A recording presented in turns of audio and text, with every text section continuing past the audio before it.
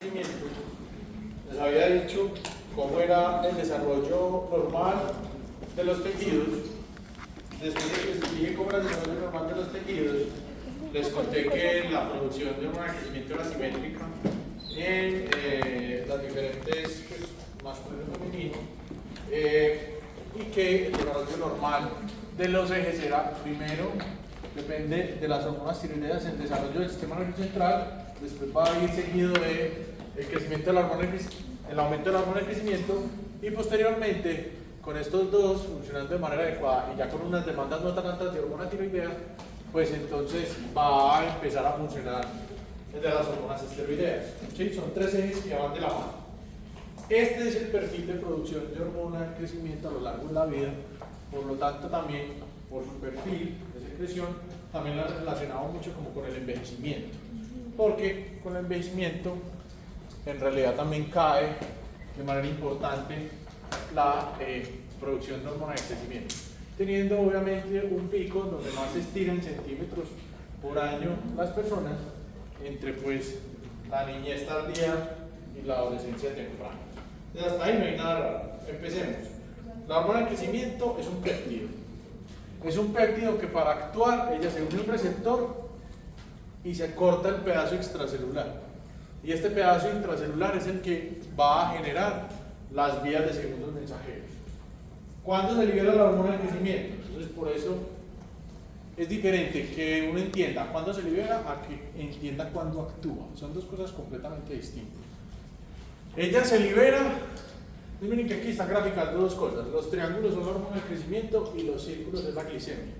Si baja la glicemia, sube la hormona del ¿qué?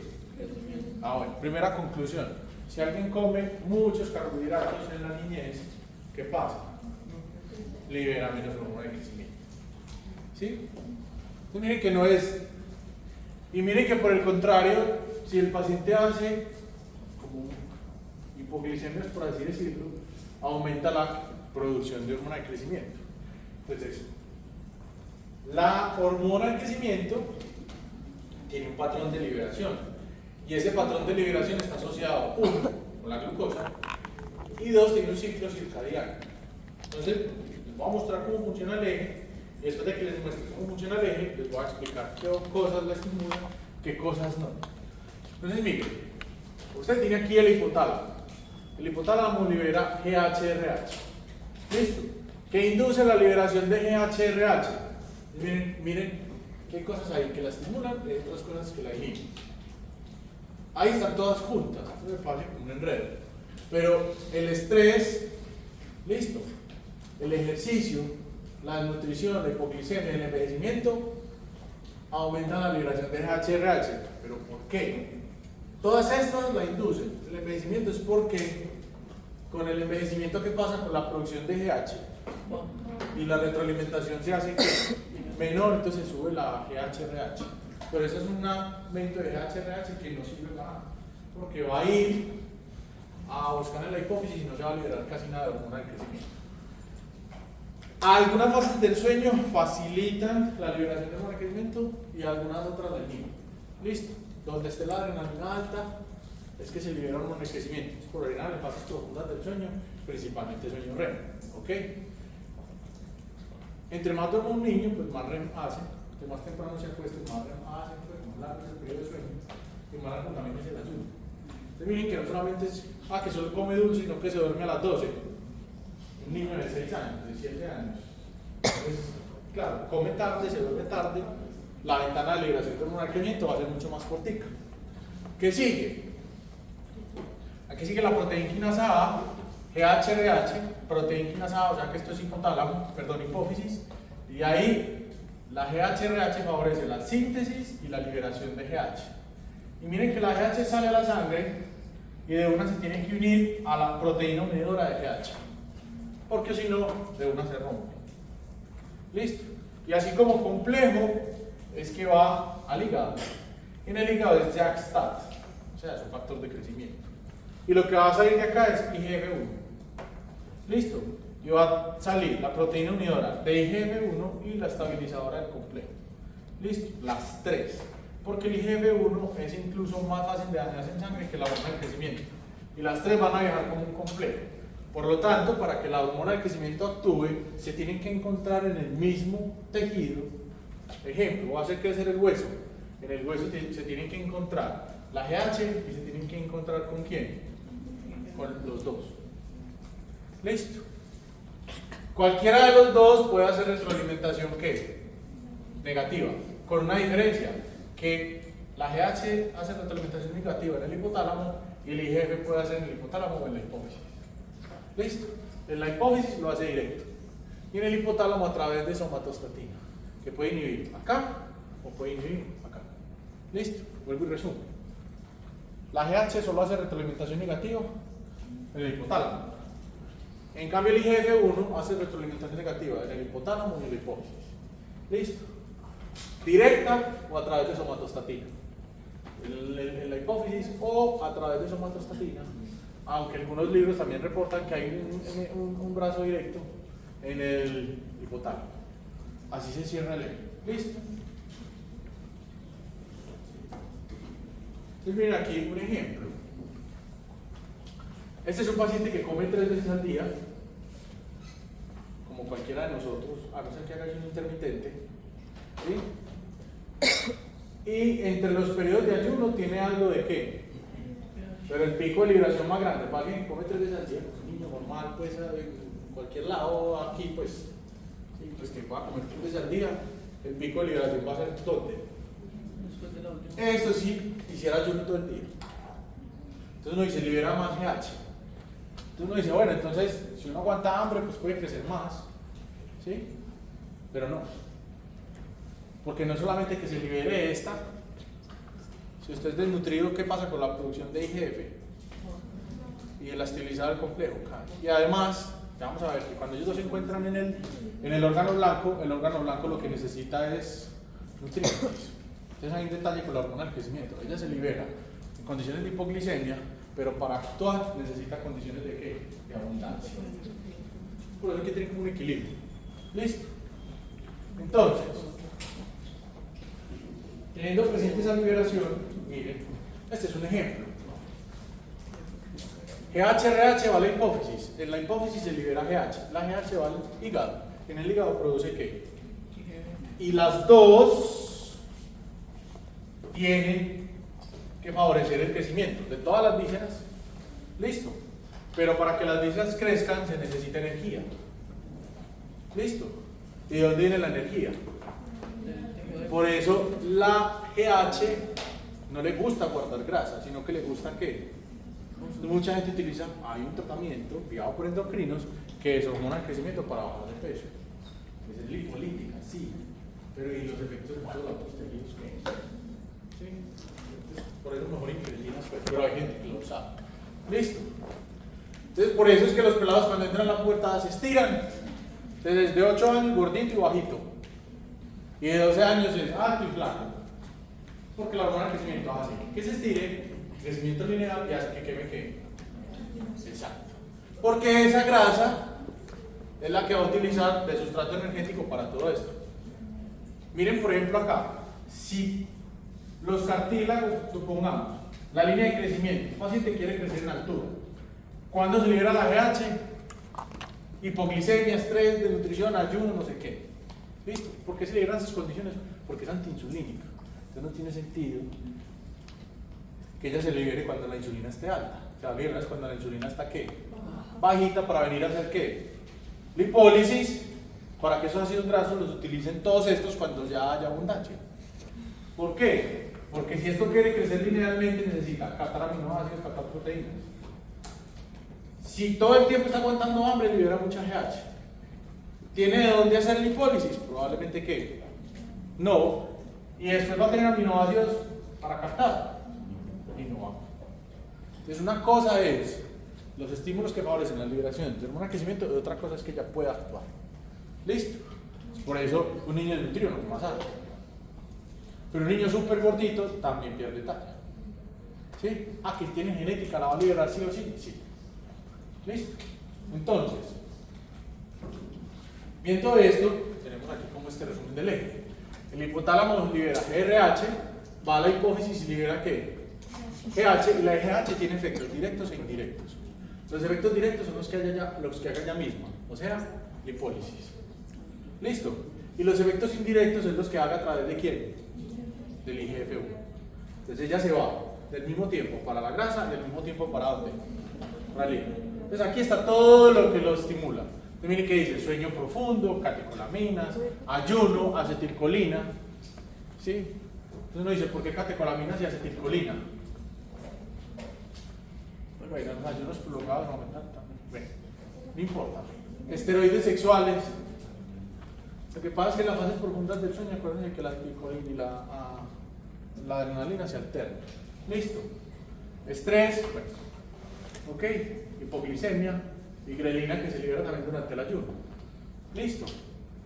Viene en el hígado y produce IGF. El IGF tiene que ir así y se van a ir para el hueso o el músculo. Pero miren que él se va y se tiene que encontrar también con quién. Ahí es donde está. Esta liberación se hizo en hipoglicemia. Indujo la liberación de este. Pero acá, ¿sí? Él va a hacerlo crecer. Pero, si el paciente está desnutrido, miren que arriba dice casi que desnutrido. Y acá vamos también. Entonces es un equilibrio. Porque si no, este proceso sí que, aunque la hormona de crecimiento se libere, este proceso no se lleva a cabo. Desnutrición, enfermedad aguda, entonces los niños que se mantienen enfermos pierden talla. Los pacientes que se mantienen con inflamación crónica pierden talla. ¿Listo? Obviamente si no tiene receptor de GH o si no produce IGF. Los IGF hay varios tipos. El más importante es el 1. El 1 es el responsable del 80% del crecimiento lineal. El 2 y el 3 del otro 20%. Yo les voy a mostrar ahora imágenes de pacientes que tienen déficit de eso. ¿Listo? Y estos, actuando juntos, es que van a generar los efectos. ¿Cuáles son los efectos? Entonces,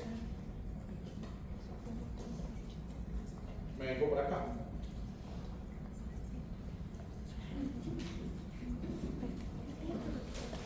GH se libera desde la hipófisis.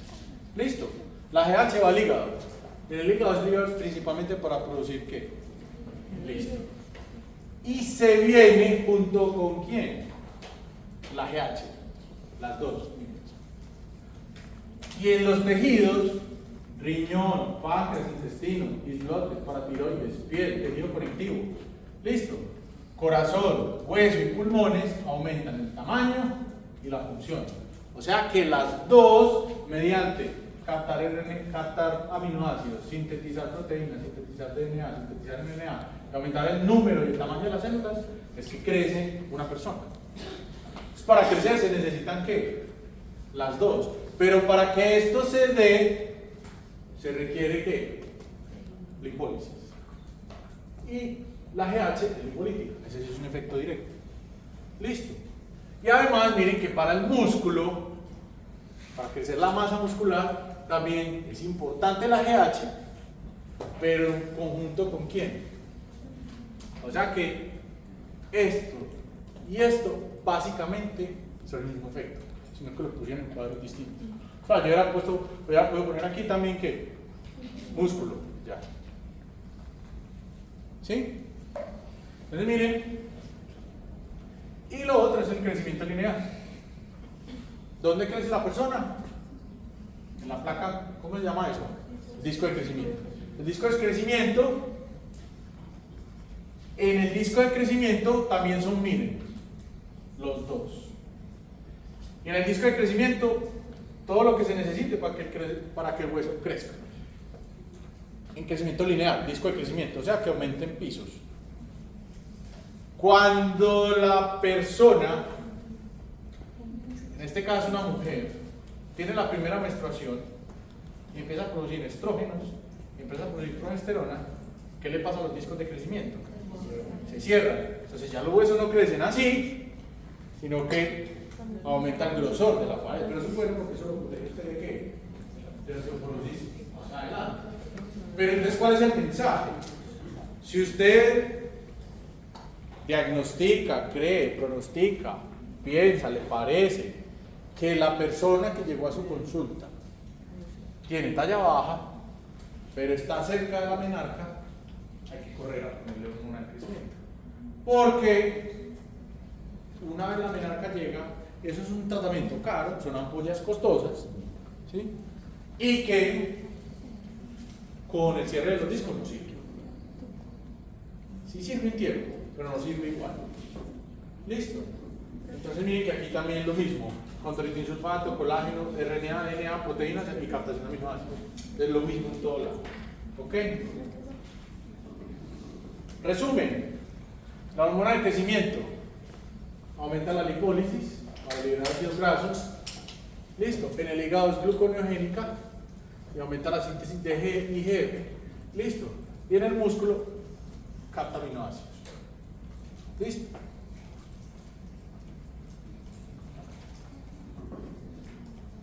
Y miren, por ejemplo, este paciente. ¿Sí? Miren que tiene un déficit de hormona de crecimiento. Y si hay déficit de hormona de crecimiento, hay déficit del eje que sigue, que es el de andrógenos. Si uno no se desarrolla, después no se desarrolla el otro. Por eso tiene pérdida de la, digamos, caracteres sexuales secundarios. ¿Cuántos años tiene? Este está en el libro. Tiene 17 años. ¿Sí?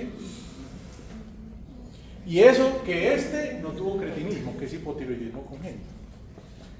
¿Sí? Entonces el déficit de hormona de crecimiento lo llevó a déficit de andrógenos, porque son tres ejes que van de la mano. ¿Listo? Este es un déficit total de hormona de crecimiento, IGF-1 y IGF-2. ¿Listo? Y este es un déficit parcial. ¿Quiénes son esos? Cultura general, básica. Y es una ciudad completa. Miren la talla, porque tienen desarrollo normal. Son bajitos, pero. ¿Ah? No, hombre. ¿Quiénes son? Bueno, se los voy a dar de tarea. Eso es un déficit parcial de hormona de crecimiento. Listo. Acá lo que no funciona es el IGF-1. Entonces crecen con el 2 y el 3. ¿Listo? Y es toda la tribu. ¿Listo? Pues con una foto y se la ponen a la IA, ustedes ya, como los quizzes, en 5 minutos también fácil. Copie, pegue, responda. Se lo voy a hacer por acá. Bueno. Sí, es que yo también haría lo mismo. Hola. ¿Qué? En este momento tengo la IA ahí trabajando en el celular. Ayudan para la GH, pero eso no se libera cuando ya está cuando para la desarrollo. No entendí. Perdón, o sea, como que las No, yo les voy a explicar cómo las gonadotrofinas se enlazan con GH. Pero todavía, este es solo de GH. Obviamente, como no libero GH, tampoco libero gonadotrofinas.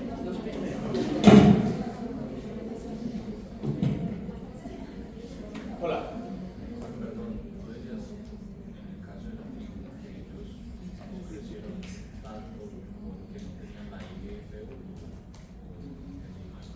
Algunos tienen, es que la talla total es la suma de IGF-1 y IGF-2. Cuando falta alguno de ellos, hay pérdida de talla. Listo, pero no de la misma manera, por así decirlo. El 1 es el que más responde al crecimiento lineal y el 2 a otros tejidos, por así decirlo. Pero si le falta uno el 1 y tiene el 2, puede crecer lineal, pero no tanto como si tuviera el 1. No sé si me hago entender. O sea, la talla definitiva es la suma de todos los IGFs. Si a usted falta el primero, que es el más fundamental, que es el que más está escrito en esta tribu, entonces crece menos. ¿Listo? Hola.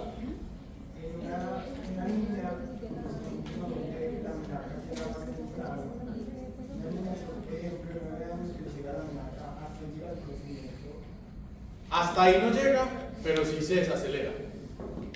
Sí, pues no se va a quedar de la talla que tiene 9, pero si hubiera tenido la menarca a los 15, hubiera sido una mujer más alta. Eso sí es un hecho. ¿Listo? Sí, definitivamente. Entonces una cosa es el déficit, otra cosa es el exceso. El exceso de hormona de crecimiento puede ser antes o después de la pubertad. ¿Listo? El exceso antes de la pubertad, o sea, antes de que se cierren los discos de crecimiento, pues da gigantismo. ¿De qué se mueren estas personas? Falla cardíaca. Porque las vísceras no crecen a la misma velocidad que la talla. Entonces el corazón no crece a la misma velocidad que crecen los vasos y entonces se queda haciendo una bomba muy pequeña para un cuerpo muy grande. Entra en insuficiencia cardíaca, entonces hacen dificultad respiratoria y se mueren. Listo, se mueren muy temprano. Hola. Un caso de un man que era chiquito, entonces tenía baja eso, como hasta los 18 años, y después ya todo fue como que Puede ser una pubertad tardía. Hay que mirar. Habría que hacer el examen. El exceso de hormona de crecimiento después de la pubertad, los huesos ya no crecen de largo, sino de ancho.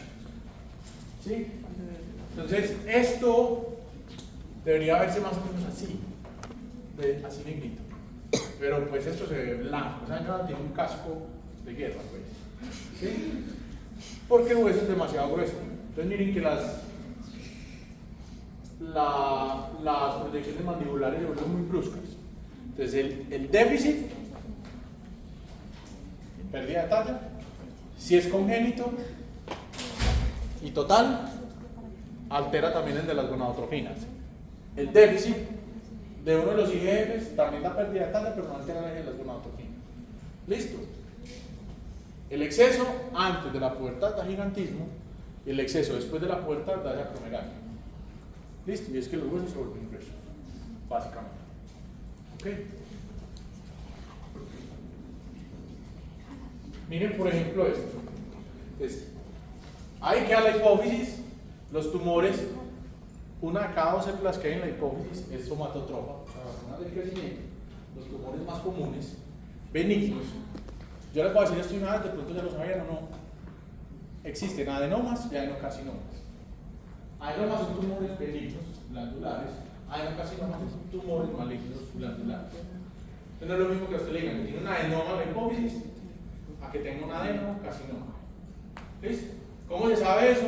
Por algunos signos radiológicos o por histología, o sea, le hacen una biopsia.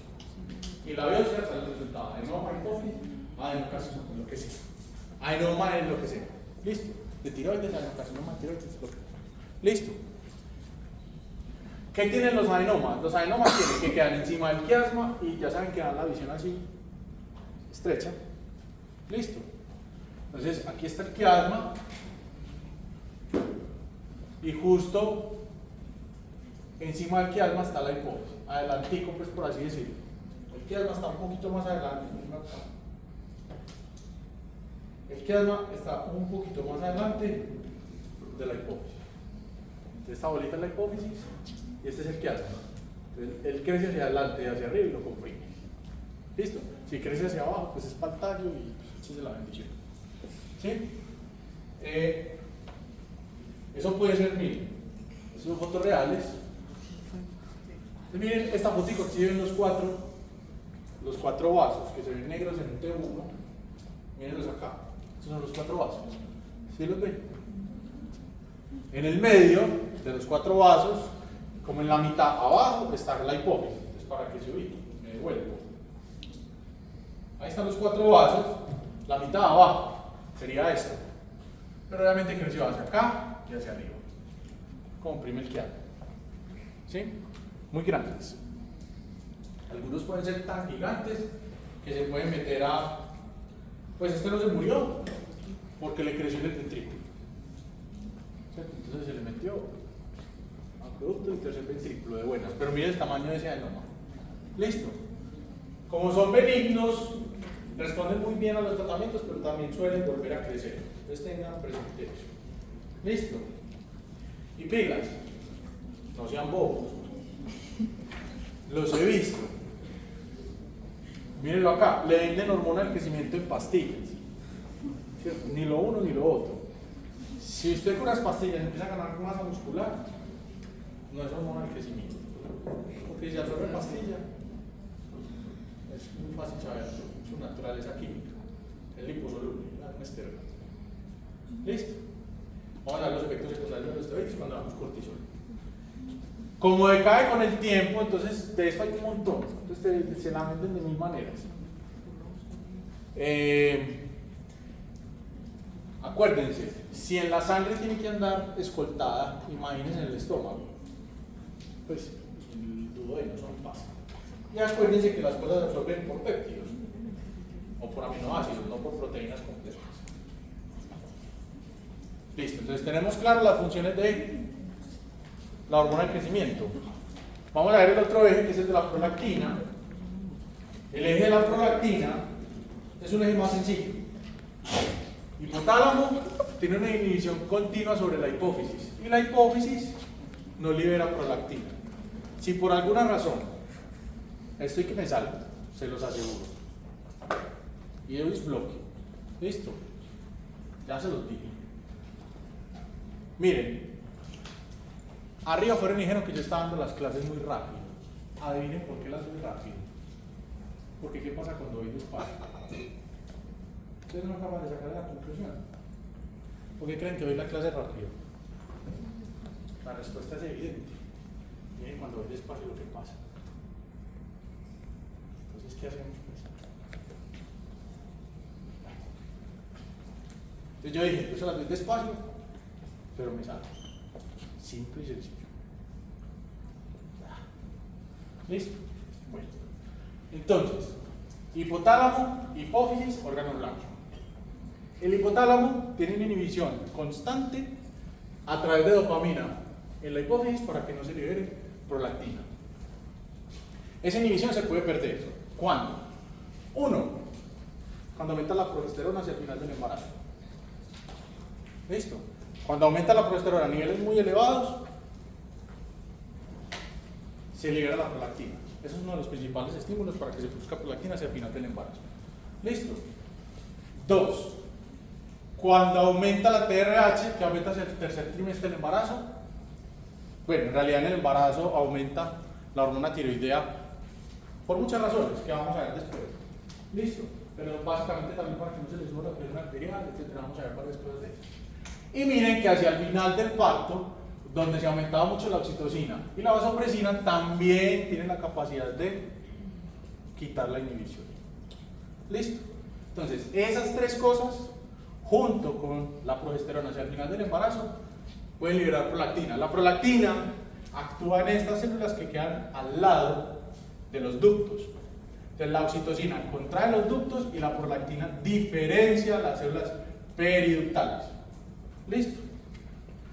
Entonces, diferenciación, aumenta el número. Cuando hay succión, la succión no estimula directamente la liberación de prolactina, sino que la succión favorece la liberación de oxitocina y la oxitocina induce la liberación de prolactina. ¿Listo? Y ahí sí se potencian las dos durante la lactancia. ¿Ok? Entonces, la prolactina diferencia las células y la oxitocina contrae los ductos.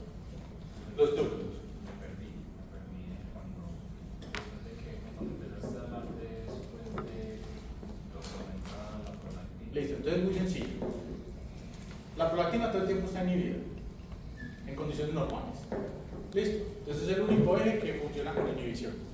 La inhibición se pierde por aumento de la progesterona hacia el final del embarazo, aumento de la oxitocina, aumento de la antidiurética o aumento de la TRH. Es que en realidad en el posparto también aumenta la hormona tiroidea, porque aumentan las demandas. ¿Listo? Esos cuatro estímulos tienen la capacidad de superar la inhibición de la dopamina. Y entonces se va a producir prolactina. ¿Dónde se libera la oxitocina y la vasopresina? Hacia el final del embarazo. ¿Listo? Fácil. Lo mismo que la progesterona. Hacia el final del embarazo, todas aumentan y estas tres estimulan y le ganan la inhibición. Y la prolactina se va para la mama. Y en la mama va a liberar leche. Pues a inducir la producción, porque la inyección de la leche depende de la oxitocina. ¿Listo? Hola. Esas tres que hay. ¿Listo? 1, 2, 3. TRH, ABP, ¿cierto? Y la progesterona al final del embarazo. ¿Listo?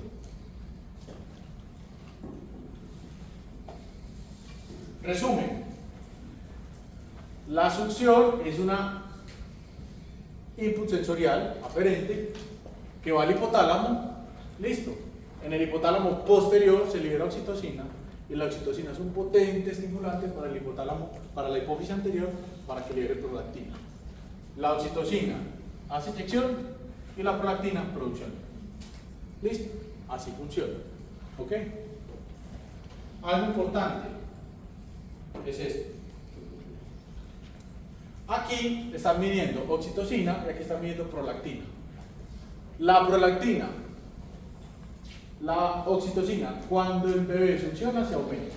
Y cuando el bebé succiona, eso aumenta ¿a quién? A la prolactina. Pero, por ejemplo, llorar o escuchar al bebé o jugar con el bebé no induce la producción de ¿qué? De prolactina, pero sí de ¿qué? Entonces indirectamente sí lo hace. Entonces por eso cuando el bebé llora, cuando nace, es un estímulo inmediato para que la mamá reduzca el tamaño del útero, deje de sangrar, haga vasoconstricción, aumente la producción de leche y la leche sale. Con solo sentir al bebé, ¿cierto? Con solo escucharlo, etc. Importante es esto. El embarazo, miren que aquí fue el parto. El parto, haga de cuenta que es una hipermegamenstruación. ¿Y por qué se los digo así? Va subiendo la prolactina. ¿Y por qué va subiendo la prolactina? Porque está subiendo ¿quién? Hacia el final del embarazo. ¿Junto con quién? Con los estrógenos. La progesterona es fundamental porque es la que mantiene la placenta y si está la placenta, el bebé está vivo. Cuando no hay bebé, no hay placenta. Si se cae la placenta, se cae la progesterona y ya no produce prolactina y pues entonces en un aborto no pasa nada. Listo, pues de producción de leche. Miren qué es lo que pasa durante el parto. Cuando se sale la placenta, inmediatamente se cae. Por eso existe tanta depresión postparto, porque se cae. Si a usted una menstruación le da duro, esto le va a dar 10.000 veces más duro, porque no solamente la menstruación, sino que usted es mamá por primera vez y esto cambia mucho la vida, ¿sí? Pero ¿qué mecanismo hay fisiológico antes de que existiera la anticoncepción? Si usted termina un embarazo hoy y vuelve ese embarazo a los 15 días, el útero se le puede romper y se puede morir. ¿Listo? Entonces hay que esperar un periodo intergenésico de al menos un año. Ahora es muy fácil porque hay 1000 métodos de planificación, pero antes no era posible. ¿Sí? Entonces antes era un embarazo y todos los hermanos se llevaban 2 años seguiditos. ¿Sí? ¿Qué las protegía de no quedar en embarazo tan rápido? La lactancia. Lo que pasa es que no es perfecta. Entonces ahí hay que tener cuidado. Sí, miren los estrógenos. Estos son los estrógenos. Más o menos, ¿quién estuvo produciendo los estrógenos? La placenta. Entonces el ovario estaba como en descanso, en recreo. Cuando se cae la placenta, el ovario está chiquito, está atrófico. Entonces él tiene que volver a arrancar a trabajar. Está con unas vacaciones de 9 meses, de 10 meses. Eso se demora más o menos 4 a 8 semanas. Es muy difícil que en el primer mes alguien quede, o segundo mes quede en embarazo, porque básicamente los ovarios están atróficos y la placenta ya se fue. Entonces no hay estrógeno, entonces no hay ovulación. Listo, pero más o menos de 8 a 12 semanas después empiezan a subir los estrógenos. Y ahí podría haber una ovulación y volver a caer en embarazo muy rápido. Y se le puede romper el útero. Si la lactancia se da de buena manera, cada vez que hay un pico de prolactina, se inhibe la producción de ¿qué? De estrógeno. Entonces es el mecanismo fisiológico de planificación. ¿Listo? Y es, la prolactina en picos inhibe la producción de estrógeno. Ese es un mecanismo fisiológico de producción. ¿Listo? Bueno, acabamos esta parte. Pues todavía vamos atrasados. Esta era la otra.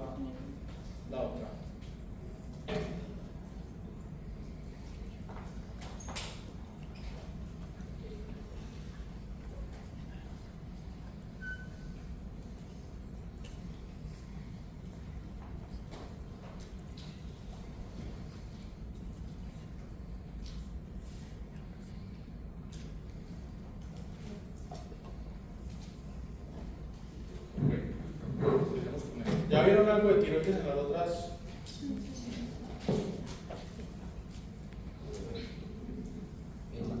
Cuando sale la placenta, en ese caso, se puede decir que es la causa de la depresión postparto. Sí. Se reinicia todo. Exacto.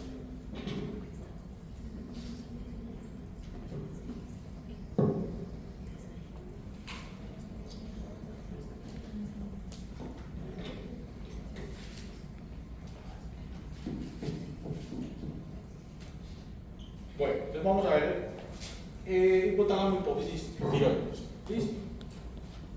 Y vamos a ver las enfermedades. Entonces, primero que todo, y pues todos ustedes lo saben, la tiroides funciona con yodo. Y el yodo viene de la dieta. No es fácil adquirir el yodo de la dieta. Entonces, en muchos países, incluido Colombia, la sal es yodada. ¿Para qué le yodan la sal? Para que no haya hipotiroidismo, que se llama bocio endémico, o sea, le daba a grandes cantidades de personas, poblaciones completas. Entonces, ¿qué dijeron? No, pongámosle yodo a la sal. ¿Sí? Acaba de salir, por ejemplo, una nueva resolución, ¿sí? Que van a tener que fortificar la harina y el arroz, obligatoriamente. Entonces, le van a poner a la harina y al arroz proteínas, un montón de cosas, ¿sí? Para evitar déficit proteicos que hay en Colombia. El yodo es lo mismo. El yodo en el ser humano tiene un detalle y es que el ser humano no lo puede retener. Entonces, tarde o temprano, si yo dejo de consumir yodo, me quedo sin yodo, porque lo orino. ¿Cuál es la diferencia? Que la velocidad con la que llega en la sal no es la misma con la que se elimina. Entonces, como el yodo es más rápido para captarse que para eliminarse, uno siempre garantiza que tiene que un pool de yodo en el cuerpo. Entonces, como si fuera un estanque. Y el agua que entra, el chorro es más grande que el desagüe. Entonces siempre se va a ir llenando de yodo. Pero si yo en algún momento cierro la canilla, se va a quedar vacío en algún momento. ¿De qué va a depender? De la velocidad con la que se pierda, de la velocidad con que se lo gasta. Entonces, por ejemplo, no es lo mismo si un niño deja de consumir yodo a que un anciano deje de consumir yodo. El niño en el primer mes ya puede hacer síntomas de hipotiroidismo, mientras que el anciano se va a demorar, porque el consumo es menor, que el metabolismo es distinto. ¿Sí? Entonces, de los 400 microgramos de yodo que tiene una dieta convencional, miren que al final terminan saliendo los mismos que 400. Entonces, miren que el cuerpo humano no es capaz de retener yodo. Lo que hace la diferencia es la velocidad con que entra y la velocidad con que sale. De los 400 que entran, ¿sí? Miren que la gran mayoría ni se usa, van directo para la orina. Pero 80 microgramos de esos 400 se van para la tiroides a formar hormona tiroidea y después se bota por orina o por materia fecal. ¿Listo? Pues la gran mayoría por orina. Entonces ustedes ya saben que la tiroides es un órgano que capta yodo, que tiene dos lóbulos unidos por un istmo, yo no me voy a meter en anatomía, y que ahí están unas células. ¿Qué células están ahí? Hay varias células. ¿Ya vieron algo de eso? Ah, sí, las folliculares. Son estas, foliculares, hay otras que se llaman ¿qué? Parafoliculares. Parafoliculares, y esto que hay aquí adentro es ¿qué? Folículos. El coloide. ¿Qué es el coloide?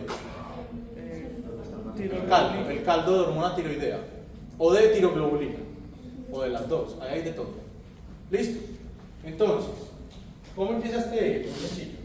El eje empieza en la hipófisis. De la hipófisis va al hipotálamo, de hipotálamo, hipófisis, órgano blanco. ¿En dónde empieza? En el hipotálamo, que libera ¿qué? TRH. La TRH se pega a su receptor, que es GQ, y favorece la síntesis de las cadenas alfa y beta de TSH. ¿Listo? Procesamiento y secreción, o sea, favorece todos los pasos necesarios para que se produzca TSH. ¿Y para dónde se va a ir la TSH? Para la tiroides a producir ¿qué? T4. Y la T4 se va a convertir en ¿qué? Y esta es la que hace la retroalimentación ¿qué? Listo. Tanto en la síntesis de TSH como en el número de ¿qué? De receptores para TRH. A todo nivel. Listo. Entonces, vamos a ir viendo un poquito más en detalle el eje. Esto empieza así: hipotálamo, TRH, hipófisis, TSH, hormona, glándula tiroidea T4, que se convierte en ¿qué? Y esa es la que hace la retroalimentación negativa. Ese eje ya lo vimos. Entonces, miren, aquí es cuando no hay TSH. Estas células son chiquitas y hay mucho ¿qué? Coloide. Cuando hay mucho TSH, estas células se vuelven ¿qué? Grandes, y todo el coloide sale a volverse hormona tiroidea ¿en qué? En la sangre. ¿Listo? Por eso un exceso de TSH hace una atrofia, hipertrofia celular, y las células son gigantes. ¿Listo? o cualquier cosa que active la vía de señalización de la TSH. ¿Listo? Sí, por eso es que se crece cuando hay un exceso de TSH. Ya sea, ¿cuándo hay exceso de TSH? ¿Ah? Cuando hay déficit de T4 y T3, o sea, un hipotiroidismo que primario. Porque no se hace retroalimentación. Si esto se desaparece, porque dejo de comer yodo, ¿qué le pasa a esta inhibición? Se pierde. Y a la de arriba. Entonces sale mucha TSH y la glándula se vuelve gigante, pero no es capaz de qué. Entonces es un bocio en hipotiroidismo. Pero por el contrario, ¿qué pasa si usted tiene un hipertiroidismo primario? Hay bajos niveles de TSH. ¿La glándula estaría grande? No, pero sí. Sí está grande, pero no es por quién. Es porque pasa otra cosa distinta. ¿Listo? O una pregunta, ¿qué pasa si tiene un hipotiroidismo secundario? ¿Dónde es el hipo secundario? La falla. Ahí no hay qué. Tampoco hay qué. Pero la glándula no se pone qué. Exacto. Y si hay un hipoterciario, En el hipotálamo. se cae la TRH, también se cae quién. Y también se cae quién. ¿La glándula está grande? Entonces en el hipo primario sí. Pero si yo me voy para hiper, si el hiper es secundario, ¿qué pasa con la TSH? ¿Y qué le pasa a la glándula? Entonces este se sube y la TRH está ¿qué? Suprimida. En un hiper ¿qué? Secundario. Entonces miren que la glándula grande no me dice si es hiper o hipo. Lo que me lo dice es el eje. Y obviamente los síntomas pues del paciente. Y si es un hiperterciario, ¿dónde es el problema? ¿Un exceso de qué? ¿Que lleva un exceso de qué? ¿Y lleva un exceso de qué? ¿La glándula está grande? Sí. Miren qué glándula grande. En hiperterciario, hipersecundario, hipoprimario e hiperprimario, cuando es una enfermedad de qué? De Cushing. Cushing, eso es de la suprarrenal. Ahí está. Enseguida lo vamos a ver. Entonces mire, usted come yodo. El yodo llega por la sangre. Tiene que atravesar toda la célula para poder llegar a dónde. Porque aquí es donde se va a encontrar con la tiroglobulina. Listo, entonces el yodo tiene que hacer un transporte transcelular. ¿Cómo entra el yodo? El yodo llega por acá, por este transportador, que se llama transportador sodio-yodo. Listo. Entra, pasa a la célula y aquí pasas por un canal. Listo. Hacia acá, que es donde está el folículo. El coloide, perdón. Listo. Cuando alguien tiene un tumor de tiroides, si es de células foliculares, le sirve el yodo radioactivo. Porque entonces el yodo radioactivo lo capta ¿quién? Todas las células foliculares y se mueren. Entonces es una terapia muy dirigida. Pero si el tumor de tiroides es de células parafoliculares, ¿le sirve el yodo radioactivo? Entonces cuando, pues Dios no lo quiera, pero cuando le diagnostiquen a un paciente o a alguien un tumor de tiroides, ojalá sea el de foliculares.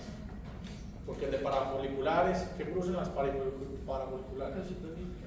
Esos son súper agresivos. Porque además no hay mucho tratamiento. Normalmente le sacan la tiroides, pero pues, si le queda algo, le va a crecer. ¿Listo? ¿Qué pasa en el coloide? Pues acá necesito que me pongan atención. La tirosina es esto. Esta estructura. Pero esto es un chorizo. Es súper largo. Entonces, tirosina, muchas tirosinas que pegadas. ¿Listo? La tirosina necesita una peroxidación, que es peróxido de hidrógeno más yodo, que eso lo hace la peroxidasa, y ese proceso de organificación, que es pegar del yodo ¿a quién? A la tirosina. Entonces hay una enzima que coge el chorizo y le va pegando yodo a todo lo largo. Y le pega a uno les pega así, a una tirosina le pega así, o a otra le pega a los dos lados. Pero esto es largo.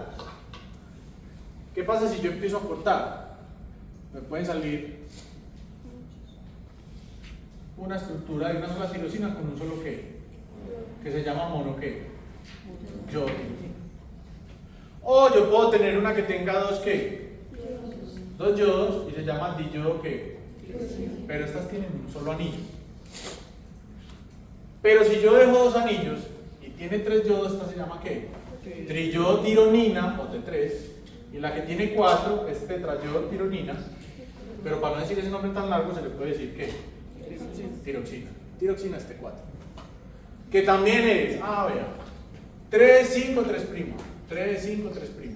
O 3, 5. 3', 5', S4. ¿Y por qué uno dice, bueno, ¿y eso qué tiene de raro? Ejemplo, si yo cojo este 3 y lo quito y le pongo un 5, ya no es T3. ¿Este 3 qué? 5. Es la forma inactiva. ¿Sí? Eso es lo que hacen las desyodinadas. Entonces, calma. Volvemos. El yodo viene de la dieta. Entra con transporte por sodio en la célula folicular. Y en la membrana vasolateral pasa por un transportador y ahí se tienen que encontrar con la tiroglobulina. La tiroglobulina y el yodo los junta la TPO, tioperoxidasa. Es una enzima. ¿Sí? Las mujeres desarrollan fácilmente anticuerpos contra la TPO. O sea, ¿qué hacen con la TPO? La inhiben. ¿Y qué les da? Hipotiroidismo. ¿Hipotiroidismo qué? Primario. Primario. La principal causa de hipotiroidismo primario son anticuerpos contra la TPO. ¿Sí? Entonces bloquean la organificación, que es pegar el yodo y la tiroglobulina. Y les da hipotiroidismo primario. ¿Listo? Ejemplo, los niveles de estrógenos bajitos, algunos medicamentos, algunas infecciones virales inducen la producción de anticuerpos contra la TPO. Es más, hay personas que no tienen absolutamente nada, no sufren de nada, pero tienen anticuerpos contra la TPO. Son más comunes en mujeres que en los hombres. Por eso el hipotiroidismo primario es más común en mujeres que en hombres. ¿Listo? Muy fácil. Si a usted se le daña la TPO porque la está atacando, pues le da levotiroxina. Si las desyodinasas están buenas, ¿cómo controla? ¿Usted cómo sabe que le está dando la dosis adecuada de T4? Sí. ¿Y por qué no se podía dar? Por la vía media. Ya vamos para allá. La vía media de T3 es muy cortica. La de T4 es muy larga. ¿Listo? Usted empieza T4. ¿Cuál es el riesgo? Entonces, vea, anticuerpos contra la TPO no son raros. Yo les digo acá enfermedades raras. Hipotiroidismo primario. ¿Cómo debería tener la TSH? Alta. Listo. Entonces le llegó con síntomas de hipotiroidismo, anticuerpos contra la TPO y la TSH elevada. Hipotiroidismo primario del hígado. Usted le va a empezar de 4. ¿Sí? Como al que no produce insulina, se le pone insulina, al que no produce hormona tiroidea, pues se le pone hormona tiroidea. ¿Por qué no la va a producir? Así el yodo esté bueno. Si, no, es que será que de pronto le está haciendo falta yodo. Tiene anticuerpos contra la TPO alto. Entonces usted empieza la levotiroxina. ¿Cuándo le va a decir que vuelva? ¿En un año? ¿En 8 meses? ¿En 2 días? ¿En qué? ¿Ustedes qué creen? ¿En cuánto tiempo cambian esos ejes? Mire, uno cree que sabe mucho. Yo estaba en 5º semestre cuando uno empezó la rotación de medicina interna. Me llegó mal, neumonía, sí, está, neumococo, gran negativo, está, tratamiento, aquí se extracciona, aquí se me impacta, muy bien, ¿y cuántos días? Tenía ni idea, la punta más básica de todas. ¿Sí? Entonces uno cree, uno llega de las básicas, son tales bichos, ¿cuántos días trata una neumonía? La pregunta más fundamental de todas, porque usted le va a mandar la fórmula y le va a decir, tanta dosis por tanto tiempo, por tantos días. Entonces, cuando manden levotiroxina, no lo citen antes de 6 semanas. Porque los ejes hipotalámico y hipofisiario son muy lentos para cambiar. Usted lo cita a las 6 semanas. La TSH normal es de 0.5 a 5. Y está en 6. ¿Qué va a hacer? No piense de una que va a hacer. Ubíquese en qué cuadro está usted. Es hasta 5 y está en 6. Y usted ya le empezó la levotiroxina. Lunes, miércoles y viernes, que le tome media pastilla. No, sí, no le puedo preguntar. ¿Qué va a hacer? Bien. Y estaba antes en 7. 6 semanas, están 6. Es hasta 5. La levotiroxina, ¿qué haría sobre la TSH? La inhibe, porque T4 se convierte en ¿qué? ¿Y T3 inhibe a quién? Están 6. ¿Está en la dosis qué es? No, tiene que subir la dosis. Usted le sube la dosis, no, está media pastilla todos los días. No, hagamos una cosa, tómese una diaria. Duplicó la dosis. ¿La dosis de cuándo? En 6 semanas. En las 6 semanas, TSH en 0,2. La tiró para dónde. ¿Qué hizo con la TSH? La suprimió. No se asuste, así es. ¿Sí? Porque las necesidades de TSH varían de persona a qué. De T4 varían de persona a persona. Eso va a ser para ustedes como sintonizar un radio. No, bueno, ustedes ya no sintonizan un radio, pero como ir buscando la dosis y se van a demorar. Listo. Pero ya saben al menos cómo se hace el seguimiento. Que es con TSH. Y usted le dice si subió o si baja. Pues obviamente si llega acelerado, si lo están persiguiendo y ya bajó de peso un montón, o sea que se le fue la mano en la dosis de hace rato y ya está visto el video. Incluso están en tormenta de video. Entonces miren, tenemos peroxidación, tirosina, peróxido de hidrógeno y yodo. Se puede formar monoyodo o diyodo. Pero hasta ahí, si tengo un solo anillo. Pero pilas, si yo junto. Entonces miren, aquí está el ejemplo. Si yo junto 2 diyodos, me da un qué. O si yo junto un diyodo y un monoyodo, me da qué. Eso, hasta ahí no hay nada raro. Listo. Entonces, ¿qué pasa? La peroxidasa va poniendo yodos y detrás va una liasa que va a qué. Cortando. A veces corta bien, a veces corta qué. A veces corta día 2 y sale un T4. A veces corta 2 y sale un T3, a veces corta día 1 y sale un T2 o un qué. Pues gracias a Dios, la gran mayoría de veces hace el trabajo bien, porque entre el 80 y el 90% de hormona que sale desde la glándula es T4. O sea que el resto es todo lo otro. ¿Sí? Entonces, pilas. Miren aquí el ejemplo. Yo creo que esta me gusta más. Esta. A este lado está la sangre, a este lado viene el yodo, pasa en un cotransporte ¿con quién? Con sodio. Este transporte, esta captación de yodo, ¿la favorece quién? Miren que la TSH favorece muchos puntos para la formación de hormona tiroidea. Favorece la difusión y el transporte en la membrana vasolateral. La TSH favorece la organificación, que es juntar la tiroglobulina ¿con quién? Con el yodo. Y la tiroglobulina se endosita. Y cuando se endosita se llama un lisosoma. Y el lisosoma, como es ácido, se parte. Y se va a partir y va a salir T4, T3, T2 y también ¿qué? T1. Pero la gran mayoría que sale es como ¿qué? Exacto. Si queremos ser más puntuales, mírenlo aquí. Este es el sodio yodo. Se lleva y sale por ese canal que se llama ependrina, que es por donde sale al otro lado, y se junta la tiroglobulina ¿con quién? Con el yodo. Y eso lo hace la TPO, la tiroperoxidasa. Es un proceso que se llama organificación. Y ahí queda tiroglobulina, o puede quedar mono, di, 3 o 4 yodos. Y miren que toda como un racimo se endosita. Toda como un racimo. Y en los lisosomas se queda. Se parte. Y lo que principalmente sale es T4 y luego sale ¿qué? Y el monoyodo y el diyodo se recicla. Porque eso no sirve. Sí, allá volví. Se convierte en lo que sea necesario. Listo. Entonces, la acción de la TSH en su receptor, que viene desde la hipófisis y que se liberó por acción de la TRH, es favorecer la síntesis, favorecer el transporte, favorecer el paso del yodo de la membrana vasolateral, favorecer la producción de peróxido de hidrógeno, favorecer la organificación a partir de quién?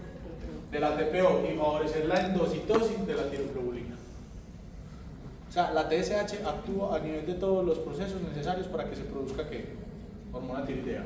Y ya T4 y T3 salen acá, no se sabe cómo, y monoyodo y diyodo se reciclan. ¿Listo?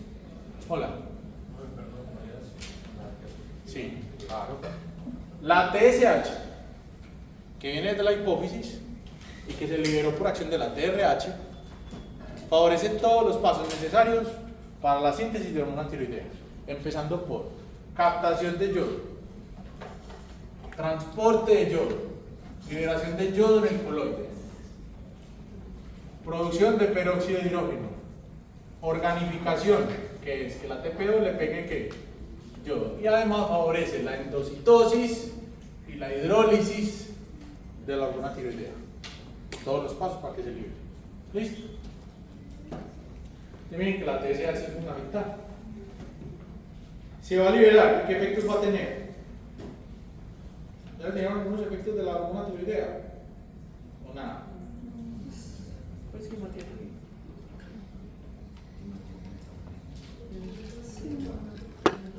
Creo que el calor. Son muchos. Hola. Preguntica. Entonces, pues, ¿qué pasa si de la nada le empiezan a pegar los que tienen el yodo en el 5 y no en el, digamos, en el... Ya les vamos a hacer un metabolismo. Vamos primero en el eje TRH, TSH, T4. ¿Listo? T4 se tiene que convertir en T3. El paso de T4 a T3, ¿quién lo hace?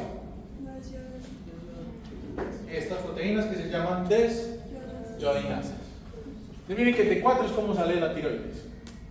T4, las desyodinasas, hay de varios tipos. La tipo 2, que es la del sistema nervioso central, la convierte en T3. Y T3 es la que se pega ¿a quién? Al receptor. O miren que hay otra desyodinasa que la puede convertir en ¿qué? Le quita otro yodo y la convierte en T2 y esta es una forma inactiva. Entonces, yo les muestro un resumen. Esto es, aquí está. Esto es T4. Tiene un anillo externo y un anillo ¿qué? Entonces esto es 3, 5, 3', 5'. Listo. Sí. Entonces miren que aquí está T3, que es 3, 5 y 3'. Esta es la forma que activa. Y la desyodinasa, 1 y 3 la pueden convertir en ¿qué? T2. Le quitan un ¿qué? ¿Cuál le quitaron? Este de acá abajo. El 5. ¿Listo? O puede pasar lo siguiente. Se le puede quitar las del anillo interno. Y se convierte en T4. Entonces, esa es T3. Y esta es T3 reversa. Miren T3. 2 y 1. En cambio esta tiene 1 y ¿qué? Si se le quita la del anillo interno, se convierte en ¿qué? Y eso también lo hace la desyodinasa 1 y ¿qué? Entonces la desyodinasa 1 y 3 puede convertir T4 en T3 reversa, que es una forma ¿qué? Inactiva. O la desyodinasa 1 y 3 pueden convertir T3 en ¿qué? Y solo la desyodinasa tipo 2 en el sistema nervioso central puede pasar T4 a ¿qué? A T3 y la desyodinasa tipo 1 T4 a T3 en el tejido periférico. Ya. Entonces vuelvo y resumo. T4 se puede convertir en T3 por la desyodinasa 1 y 2. O T4 se puede convertir en T3 reversa por la desyodinasa 1 y ¿qué? Y 3. ¿Listo? T3 se puede convertir en ¿qué? En T2 por la 1 y ¿qué? Y la 2. O, perdón, T3 reversa. O T3 se puede convertir en T2 también por la 1 y ¿qué? 3. A mí no me interesa que se aprendan eso de memoria. A mí que me interesa. T4 es la forma activa. Para producir T3 es fundamental la 1 y la 2. Porque la 1 y la 3 pueden producir forma activa y la 3 sí solamente produce formas que. Ya. Listo. ¿Por qué les digo eso? Porque les puede llegar un paciente que los exámenes le den normales pero tenga síntomas de hipotiroidismo. Entonces usted le mide T4 y le da perfecta, pero está hipotiroidea. Entonces ¿dónde está el problema? En la desyodinasa. Pero ese no lo va a diagnosticar usted, pues, lo aseguro. Pero no porque usted no sea capaz, sino porque para mandar exámenes de desyodinasa tiene que ser un endocrino. ¿Listo? Entonces, pero por lo menos que lo sospeche. ¿Sí? Pero ese es muy raro y más difícil de diagnosticar. Entonces, ahora sí teniendo esto claro, vamos a ver los efectos. Efectos, muchos. Pero uno que me importe. Voy a ir primero para acá, porque necesito que me entiendan este primero. Primero, la temperatura. Las hormonas tiroideas son responsables de la termogénesis, de mantenerlo usted a 37 grados. ¿Cómo lo hace? Es muy sencillo. Produce unas proteínas que se llaman UCPs. Míralas de arriba a la derecha. UCPs. ¿Qué es una UCP? Viene del inglés proteína desacopladora. ¿Qué es un desacoplador? ¿Ya vieron la cadena transportadora de electrones? Que facilita el movimiento de protones. ¿Ah? No cambia el gradiente. Aumenta el flujo. ¿Ah? El H más C. Entonces hay inhibidores de la cadena y hay desacopladores de la cadena. Inhibidores que la frenan y no siguen pasando los protones a las otras subunidades. Un desacoplador es la ATP sintasa, que es la que da las vueltas. ¿Para qué son esas vueltas? ¿Para producir qué? ATP. ¿Qué es un desacoplador? Ella sigue dando vueltas, pero no produce qué, sino que produce qué? Calor. Es un desacoplador, es el... Pero en bioquímica no le en eso. Sí, yo creo que sí. Pero el cianuro es un desacoplador.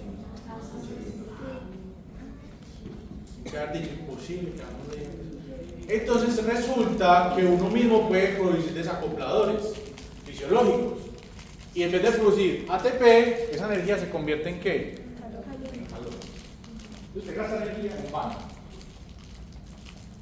Pero pues en vano para producir energía, pero no para producir calor. Yo en el doctorado traté de coger unos ratones con obesidad. Los pacientes, ustedes han visto que un paciente con cáncer metastásico baja de peso súper rápido. Y es porque tienen muchas de estas proteínas. Entonces yo dije, bueno, entonces hagamos una cosa. Comamos unos ratones y hagámoslos sobreexpresar estas proteínas.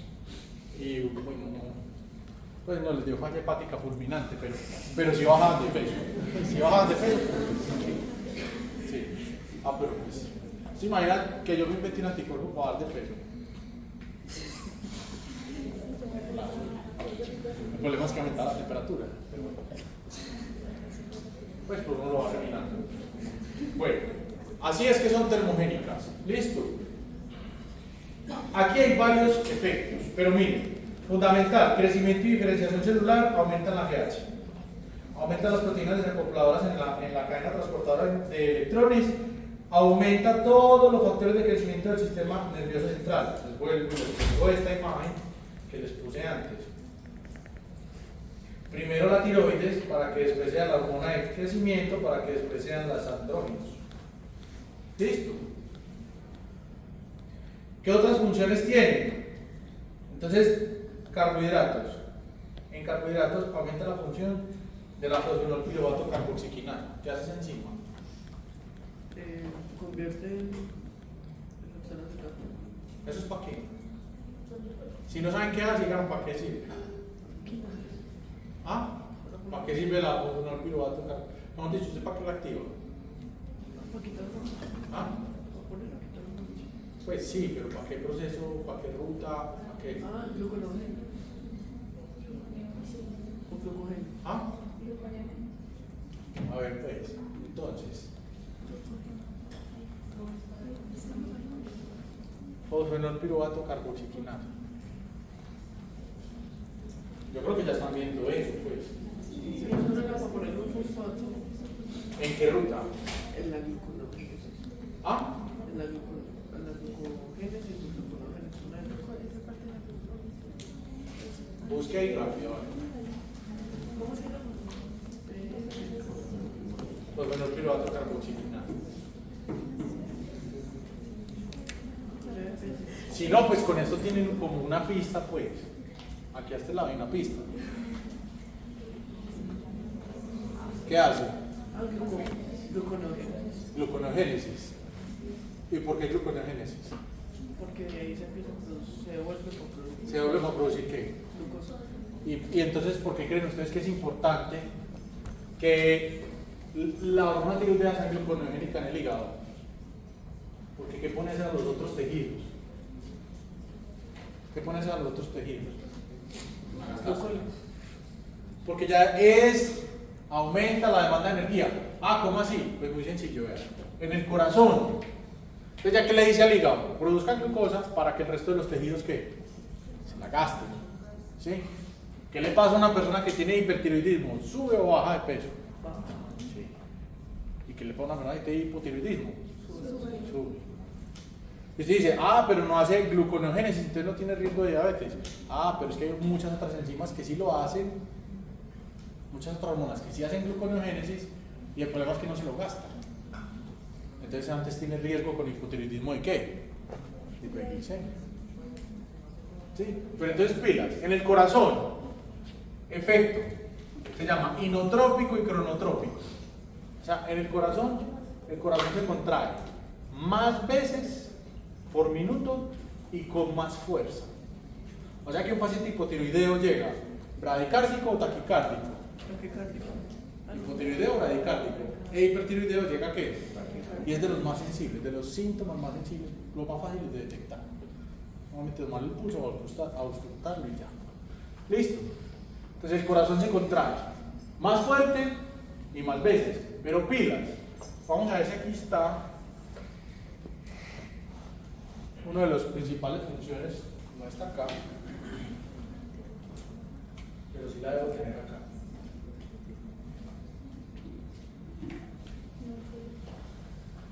En cualquier célula hace esto. Aumenta la función de la bomba de sodio potasio, aumenta la función de las cadenas de la miosina y aumenta estos receptores beta. Los receptores beta están en el músculo liso, o sea, en las arterias. Los receptores alfa cierran los vasos. Los receptores beta, ¿qué hacen? Los abren.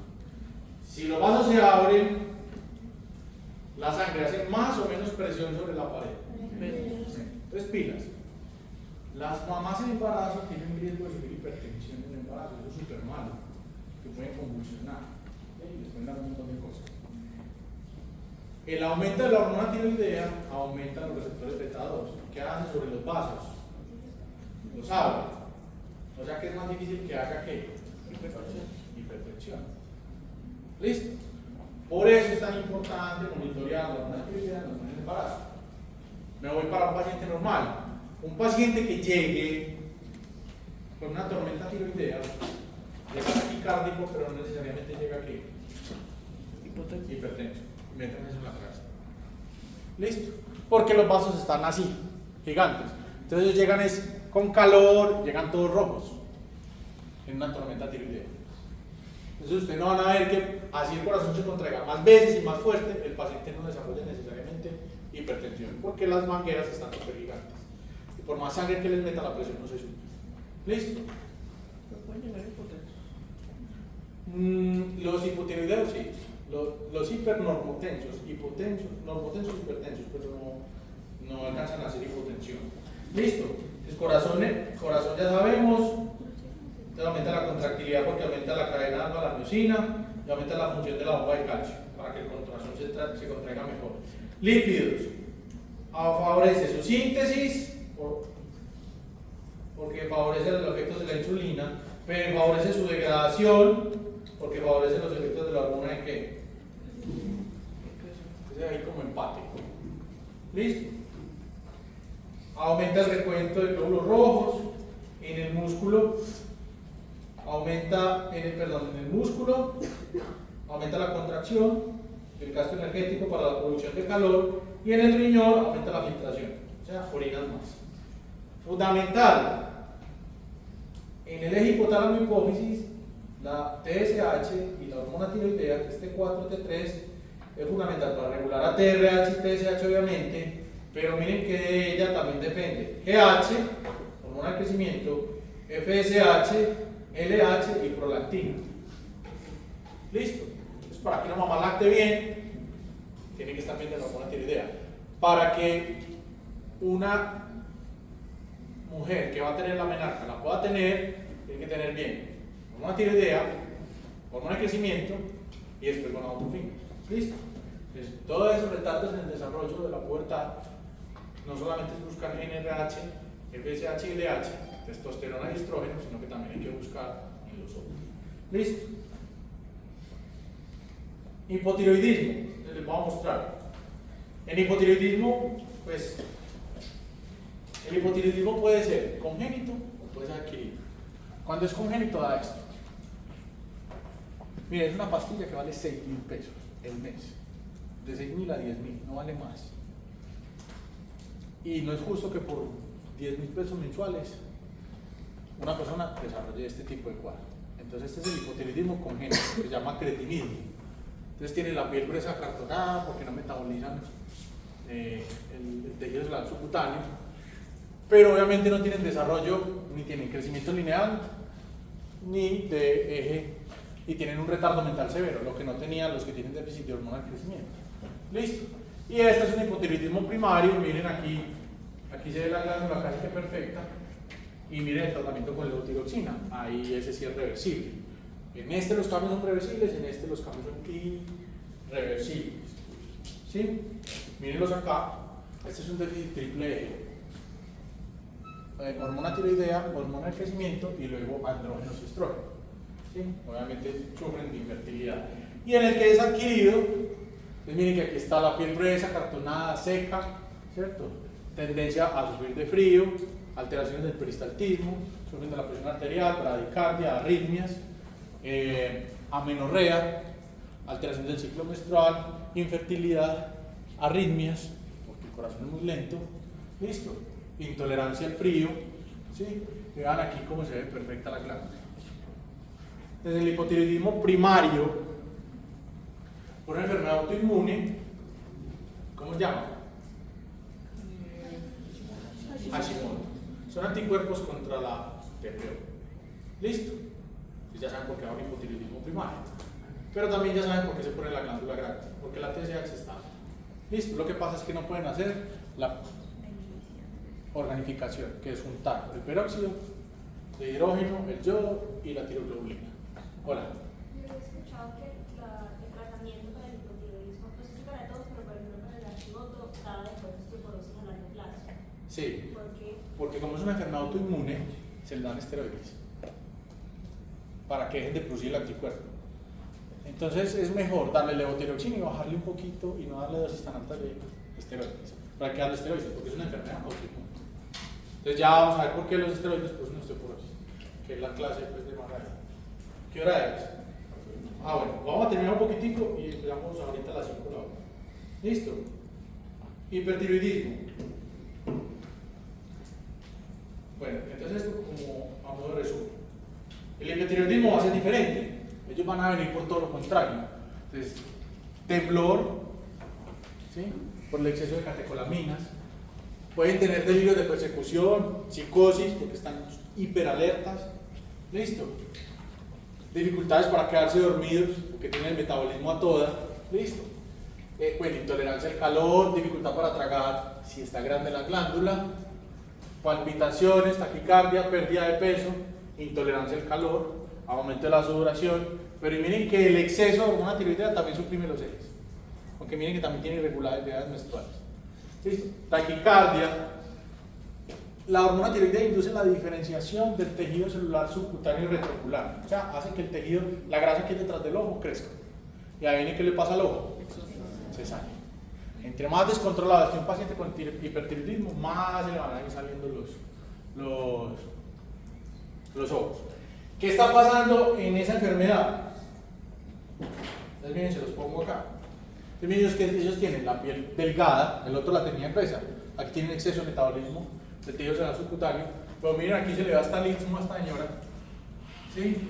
Tienen pérdida de la grasa celular subcutánea, exoftalmos. Listo. Pueden llegar en una tormenta tiroidea y pueden llegar alucinando. ¿Sí? Estos pacientes también tienen una enfermedad autoinmune. Es un anticuerpo, pero es un anticuerpo. Entonces, ellos tienen un exceso de T4, tienen un exceso de T3 y eso suprime la TRH. Y también suprime a quién? A las dos. Pero entonces, ¿por qué tienen la glándula grande? Porque hay un anticuerpo que se pega al receptor de ¿qué? De TSH en la tiroides. O sea, hay alguien que está haciendo la función de ¿quién? La TSH. ¿Qué se puede hacer con estos pacientes? Lo mismo, esteroides para que dejen de producir ¿qué? El anticuerpo, o cuando llegan en tormenta tiroidea hay que darle beta bloqueadores, porque acuérdense que ellos tienen un exceso de receptores beta, entonces se les da beta bloqueadores y se les dan, ¿qué otra cosa le darían ustedes? Entonces existen inhibidores de la tioperoxidasa. ¿Listo? De los inhibidores de la TPO también se llama metimazol, tapazol, bueno, son varios, pero bloquean la TPO y dejan de sintetizar hormona tiroidea. ¿Listo? Entonces es muy distinto. Entonces les voy a dejar unos casos. Son los valores normales. Listo. Son los valores normales. Y les voy a dar estos casos. Caso 1, síntomas de hipotiroidismo y tiene los siguientes valores. Esas unidades no están convertidas a las unidades de referencia, pero pues simplemente pueden ponerse están altas o bajas. En el examen yo les pongo las que salen en los laboratorios de acá. ¿Listo? Este es el caso 2, no dicen si tiene síntomas, nada, ustedes me tienen que decir que. Este es el caso 3. Listo. Tienen que irlo respondiendo. Este es el caso 4. Y este es el caso 5. Les sigo para quien sabe. ¿Listo? Bueno. 4:30. Vayan un ratico, nos vemos a las 5. ¿Listo?